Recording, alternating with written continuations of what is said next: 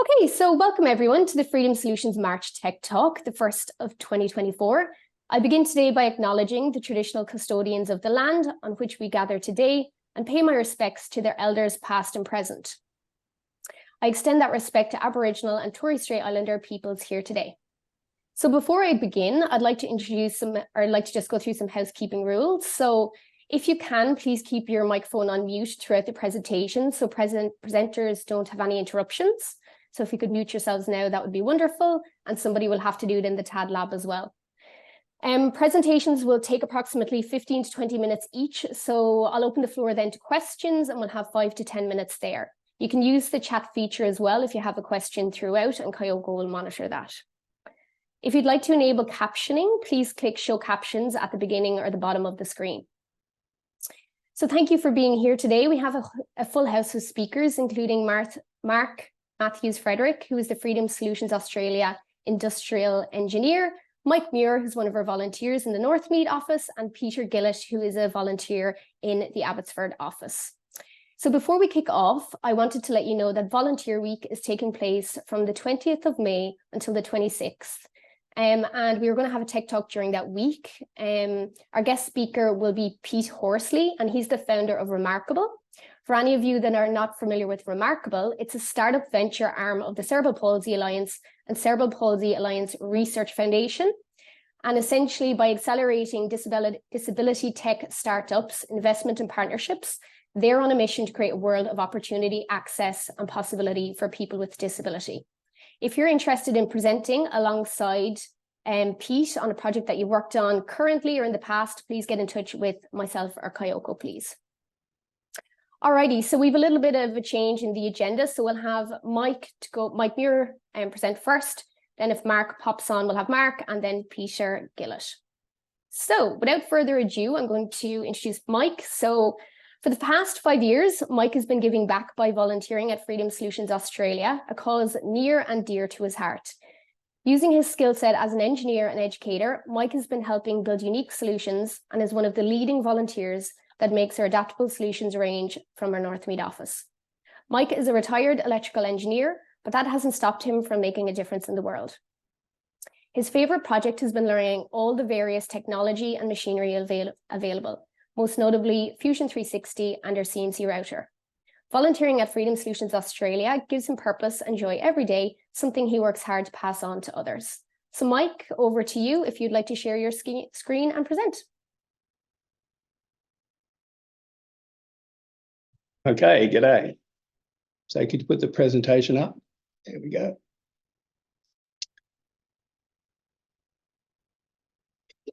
Okay, I want to talk about Boccia Ramp, which is the project that I've been involved with. Can you change slides? Can I change slides? Oops. So Boccia has been a Paralympic sport since 1984. It's played by athletes with significant physical disability. It's played indoors in singles, pairs, and teams events. It's a sport like bowls, where you try and get close to a jack. So they throw a white ball out, which is the jack. So they can be thrown, kicked, or using a ramp. So ramp is what we're about today. The players are in 4 categories, and the BC3 category, they use ramps. They have an assistant to move the ramp. However, all the things to do with tactics, ramp aiming, ball position on the ramp, the ball selection, and triggering is the responsibility of the player. So how do you move it?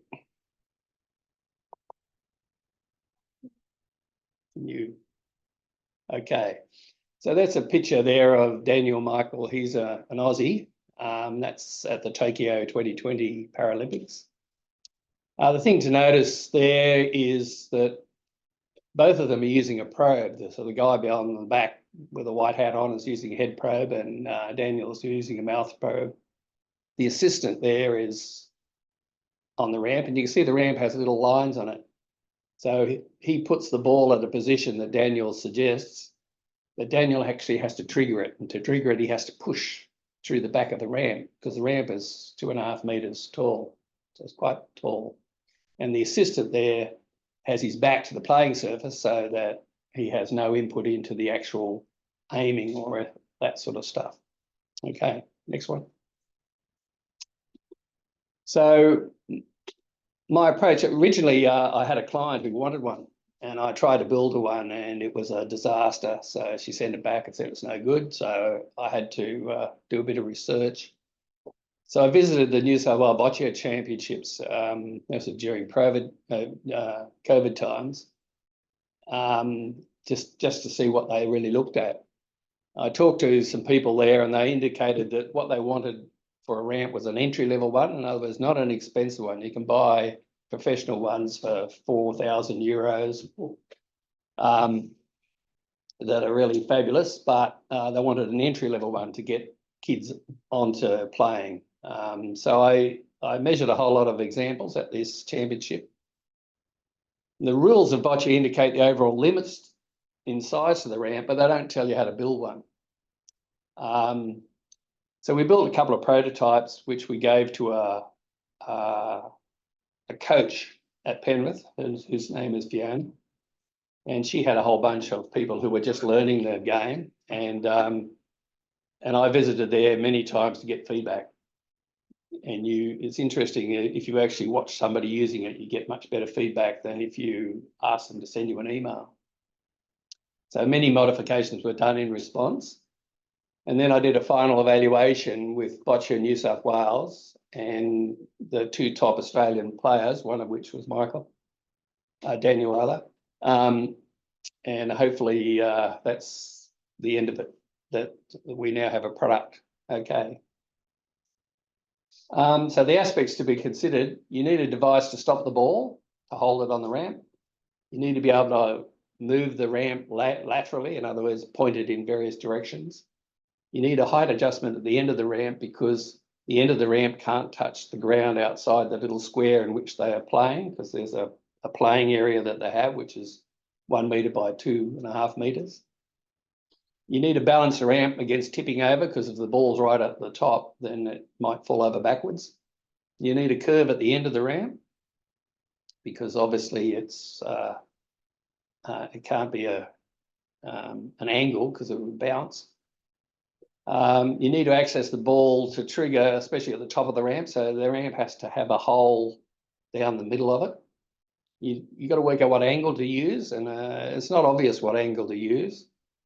So I used the examples I'd seen. You got to size the ramp in terms of its width, because the balls actually are various sizes. And if it's too narrow, obviously some of the bigger balls won't fit. The balls have a range. And you need markings on the ramp so the player can calibrate where to put the ball. So if he puts the ball right up the top, it goes fast and hard. If you put further down, it's shorter. There's a lot of tactics involved about where the ball ends up and banging the other person's ball away and so on and so forth. So there's a lot of stuff that needs to be done there. So how to get the curve? So what I did with the curve is I just used 3mm ply, and then I cut 12mm pieces with a curve in it and then glued them together. You can see there that it takes a lot of clamps to get it nice and neat. If you don't have enough clamps, you can't do it. But it's interesting, you don't have to wet the ply to get it to curve if it's 3mm ply. So it's done in stages. So there's you glue the bottom first and then you glue the top, and it comes out pretty good. Okay, another one, please. So at the time this was happening, I used to do layouts on the CNC router by hand using spreadsheets and so on and so forth. But we, as an organisation, accepted this product called Fusion 360, which is a three-dimensional design tool. So I used this project to learn how to use it. At the beginning of the project, I didn't know how to use it, and at the end of it, I think I do know how to use it. So again, 12mm ply and 3mm ply is cut on the CNC router. So 12mm ply is our standard. It also uses a 3D printer at Northmead to build a ball stop that holds the ball before release. It also uses a laser cutter to engrave the measurement lines used by the player. I experimented with drawing them by hand, but my drawing by hand of lines, particularly when you've got to draw hundreds of them, not very good. So it ended up, it had 54 pieces of plywood, many screws, casters, pavers, knobs, etc. Felt. It's quite complex to assemble, but there's at least 3 other volunteers who've built one, so it's not impossible to build. Okay. So the bottom part is the stand. On the bottom, it's got some green felt. A lot of the other examples use 3 legs to stand, but if that would involve a whole lot of pipe work, and you'd end up with quite a professional looking ramp, but we'd want an entry level one, so it's got to be a bit simpler. So it allows it to just slide on the ground. The 2 pavers in the middle provide balance. There's little pockets on the right, on both sides that hold the extensions, which will come a bit later. And there are 2 knobs at the top that allow you to rotate the ramp for aiming, and there's the little piece of wood there that you can see sticking out has a knob on it to adjust the height. Next one. So you can see there that's now has the curve on it, resting on that stop. And to aim it, what they do is the assistant lifts it up so that the eye line of the guy in the wheelchair or the lady in the wheelchair can see along the ramp and aim it at the ball she's aiming at or they're aiming at. And then having aimed it, they then lower it back down again. It hits the stop. And then they then decide where they're going to put the ball. Okay, next one. And sometimes they use extensions. So that's the first extension. It just slides in. Hopefully it's stable enough when you put the extension in that it doesn't change the aiming. There's a cutout in that extension to allow the probe to go in if you're doing it from the back. Okay, next one. So that's a complete ramp in playing mode. So it's got 2 extensions. The rules say that it has to fit in a 2.5 by 1 metre rectangle when it's laid on its side with all its bits and pieces stuck in it. So that's the only limitation. It doesn't tell you anything about the angles or the curves or any of that sort of stuff. And so that's the 2 extensions. Yeah, next one. The ball stop was done on the 3D printer. It took a lot of experimentation to work out how to do it. So you put your fingers in the middle there, and those 2 things sticking out on either side, they bend so that you squeeze it together, and you put it in the ramp and move it up to where you want it to be, and then you let it go, and it just sits there. Yeah, so that worked out pretty well in the end. Okay. When I was doing it, I had to carry the damn things around all the time, and I found it a bit of a pain, so I decided it needed some kind of trolley. So I built a little trolley that it goes on. You see it's got 4 casters at the bottom, and it just sort of fits into it, and the 2 extensions fit into the base, and there's a strap that goes around to hold it all together. But it's not really essential because most of the players, because they're always in a wheelchair generally, they need a vehicle to get around that has a reasonable amount of space, and they have a pack of 12 balls that they've got to take with them as well as all the other gear that they might need. So they normally use a trolley, one of those trolleys that you get from Bunnings or whatever with 4 wheels on it. Yeah, so that's what it looks like in travel mode. Okay, next one. To do the engraving, this was again an experiment. The problem with you can see there that the piece has already been cut out. It's got the curve in it, which is the slot.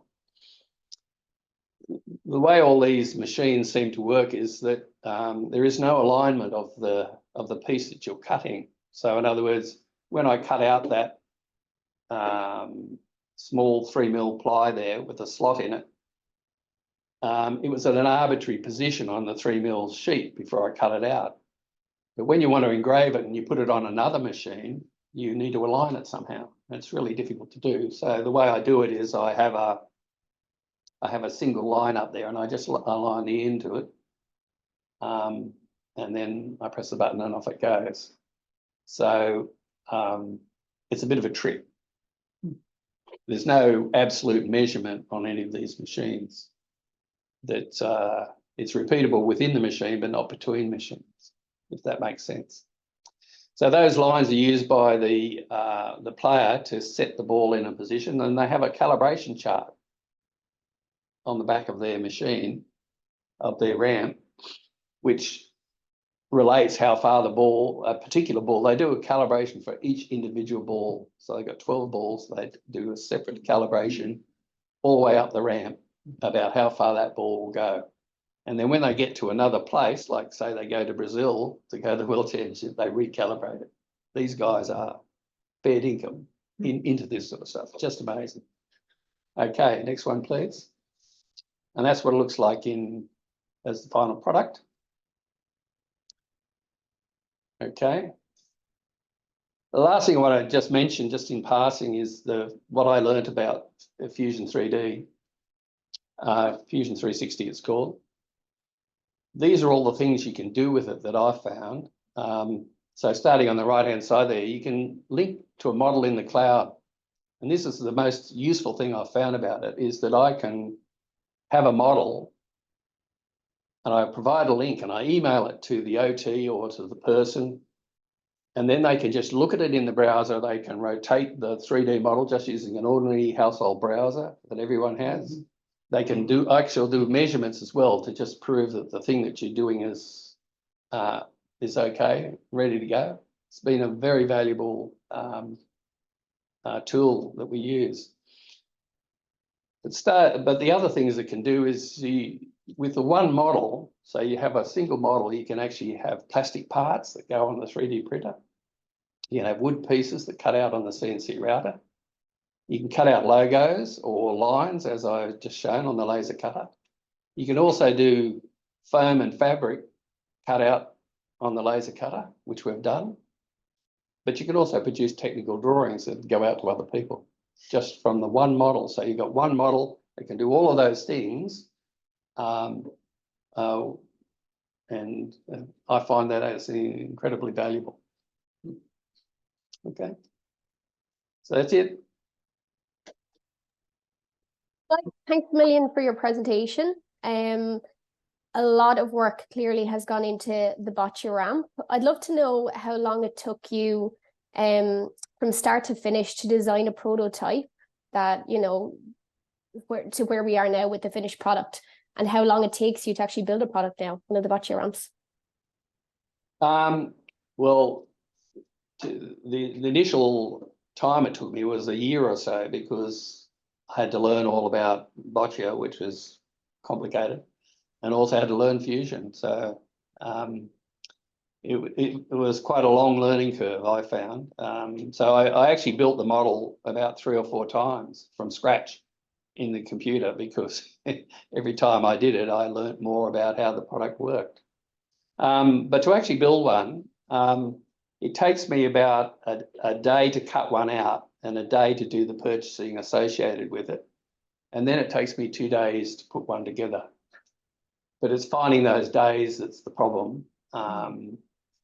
Generally speaking, if you wanted one, I can probably produce one in, say, 2 weeks based on the amount of time I normally have available. Well, thank you. I saw a lot of heads nodding when you mentioned building the product 2 or 3 times. So I think a number of volunteers have been doing the same thing. Does anybody have any more questions? We'll have time for 2 or 3 questions. So feel free to just unmute yourself and ask the question, or you can pop it into the chat otherwise. Mike, it's Kirk. Using Fusion 360, I thought you said something about the license. I didn't quite catch it. Do you have a personal use license, or does Freedom Solutions? What we have at the moment is we've got 4 licenses, and we have one of them that's what you might call floating. In other words, I'll give you the username and password and off you go. But you actually, to start using it, you actually don't need a license because it's free. Yeah, there's a personal use option. Yeah. Yeah, so if you get a hobby use of it, Mm. There are just a few things you can't do that you may need to do, but it can get you started on the learning curve and can get you going on it until you get to a certain stage. Then you approach us and we'll give you access to that shared license. What happens with a shared license is that if you're using it and I want to use it, then a message comes up on the screen and says somebody else is using it. And so it's quite easy to share it like that. And the other advantage we're finding is that it also stores the intellectual property in a cloud for us as an organisation. So when you're finished, your work is captured by the organisation, which is another big advantage. Because I was going to ask you, I find I'm never quite sure what to do. I use the personal use version, and I also write a bit of code for microprocessors. I'm never quite sure where it all goes. I send it up. I might send 40 files up sometimes because you got, lots of code and lots of drawings, and I'm not sure what the organisation does with all that. So your comment about keeping on the cloud and the IP is probably a good one. But maybe that's something we'll have to talk about one time, what we do with all that, electronic information that many projects generate.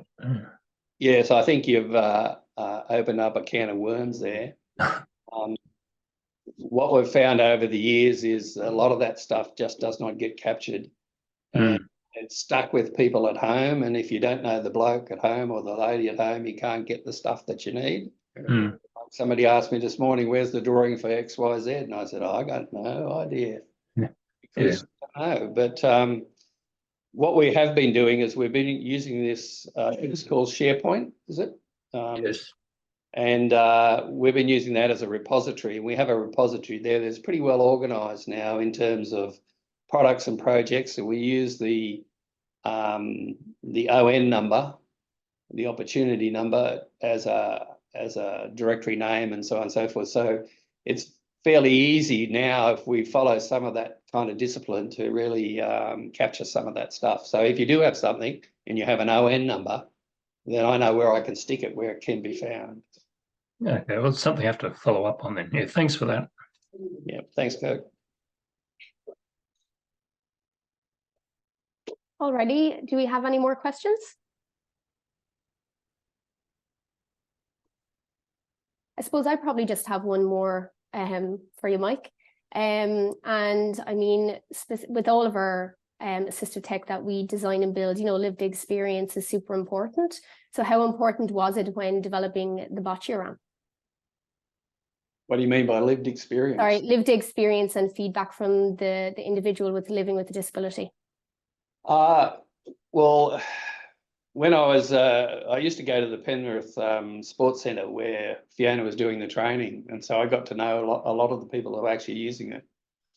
And so from my perspective, what I found was that if you weren't actually watching what they were doing and talking to both the assistant and to the player, you didn't really understand what their problems were. So I also went to some of the championships that have been on, and that's quite interesting too, because you can see the other end of the spectrum. You can see the experts as well. Alrighty, wonderful, Mike. Thanks a million for that.